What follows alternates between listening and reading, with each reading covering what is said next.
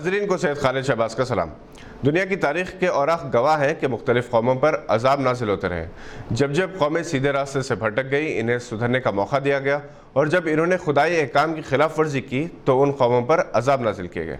कभी तूफ़ान के ज़रिए, कभी ज़लज़लों के ज़रिए, कभी बिजली की कड़क से, कभी बस्ती की बस्ती उलट दी गई, और कभी वबाओं ने इंसान को जिंदा लाश बना दिया।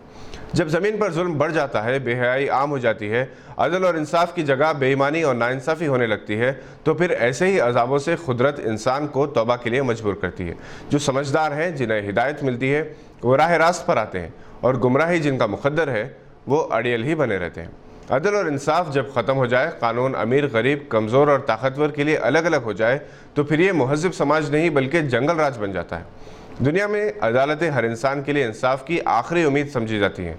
जब इन अदालतों में जजेस की कुर्सी पर बैठे हुए अफराद भी अपनी आंखों पर पट्टी बांध लेते हैं और कानून की हुक्मरानी बरतरी के बजाय अरबाब इख्तिदार की खुशनुदी और अपने मुस्तकबिल के फ़ायदों के लिए फैसले करने लगते हैं, तो ऐवान इंसाफ पर से भी भरोसा ख़त्म हो जाता है, और वो मजलूम जिन्हें इंसाफ नहीं मिल पाता मायूस और दिलबर्दाशा हो जाता है, और इनमें से अक्सर कानून को अपने हाथ में ले लेते हैं। इस मौजू पर कई फिल्में भी बनाई जा चुकी हैं।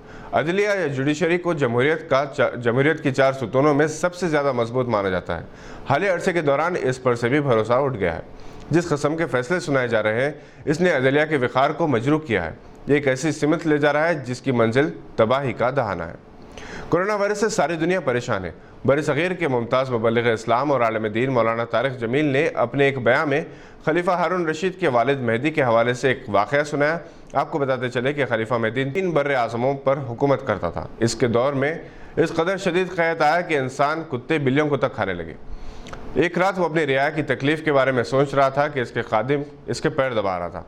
खलीफा ने इससे कहा कि इसे कोई कहानी सुनाई जाए ताकि इसका गम हल्का हो।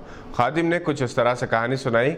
एक लोमड़ी ने जंगल के राजा शेर से मिलकर कहा कि वो कुछ दिनों के लिए अपने बच्चे को अमानत के तौर पर इसके हवाले करना चाहती।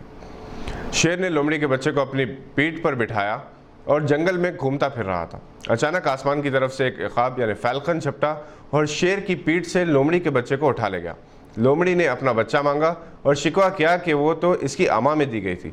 शेर ने कहा कि इसका राज ज़मीन पर है, आसमान पर नहीं। आसमान से आने वाली किसी भी मखलूक से वो मुकाबला नहीं कर सकता। खादिम ने खलीफा मेहदी से कहा कि यह कहत आसमानी बला है, उससे मदद मांगो जो इस बला को दूर कर सकता है। चुनांचे खलीफा मेहदी ने उसी वक्त अल्लाह के हुजूर सजदा रेज़ होकर रो कर दुआ मांगी।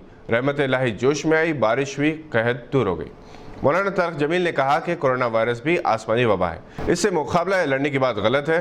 जो दुनियावी इलाज के तरीक़े हैं वो पूरे इख्तियार किए जाए, मगर जिसके इख्तियार में वबा है इसके हुजूर गिड़गिड़ा कर दुआ मांगे, इंशाअल्लाह वही इस वबा को दूर करेगा। मौलाना तारिक जमील ने एक हदीस के हवाले से कहा कि जब झूठ, बेहयाई, वादा खिलाफ़ी और जुल्म आम हो जाए तो अल्लाह के अजाब नाजिल होते हैं। हमें जायज़ा लेना है कि आया हम अपने अमाल से इन वबाओं के ज़िम्मेदार तो नहीं। नाजरीन, आपके जहन में ये भी बात आ सकती है कि गवाह न्यूज़ चैनल से ख़बरों के बजाय वाक़यात बयान किए जा रहे हैं। आपको हम ये बताना ज़रूरी समझते हैं कि हमारे दरमियान इतने न्यूज़ चैनल्स हैं कि किसी और चैनल की ज़रूरत महसूस नहीं होती। हमें उन चैनल्स की ज़रूरत है जो हमारे सोए हुए ज़मीरों को झंझोड़ कर बेदार कर सके, जो नफ़रत, दुश्मनी, गलतफहमी को दूर कर सके, जो अरबाब इख्तिदार या समाज के ताकतवर अफराद की खुशनुदी के बजाय समाज के मजलूम अवाम की वकालत कर सके।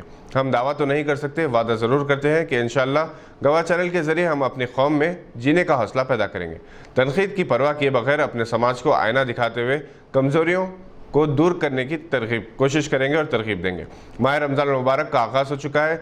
हम अब भी सोशल मीडिया पर एक्टिव हैं। यकीनन हम इसका इस्तेमाल करें और इस तरह से करें कि इसके ज़रिए हम उन जहनों को बदल सकें जो हमसे नफ़रत, दुश्मनी से आलूदा हैं। फेसबुक, ट्विटर के ज़रिए जिस ज़बान से आप वाकिफ़ हैं उसी ज़बान में इस्लाम की सही तालीमात मुस्तनद हवालों से हर रोज़ मुख्तलिफ तौर पर पेश किए जाएँ। इस मामले में हर किस्म के तनाज़े से ख़ुद को दूर रखें। इससे अंगेज़ी बिल्कुल ना करें।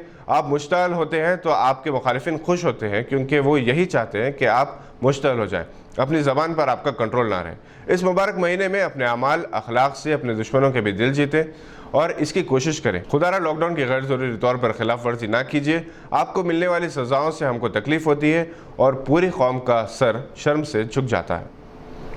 आपसे इजाज़त लेने से पहले आपसे दरख्वास्त है कि अगर आपने अभी तक इस चैनल को सब्सक्राइब नहीं किया तो इसे सब्सक्राइब करें और लाइक का बटन ज़रूर दबाएं। शुक्रिया।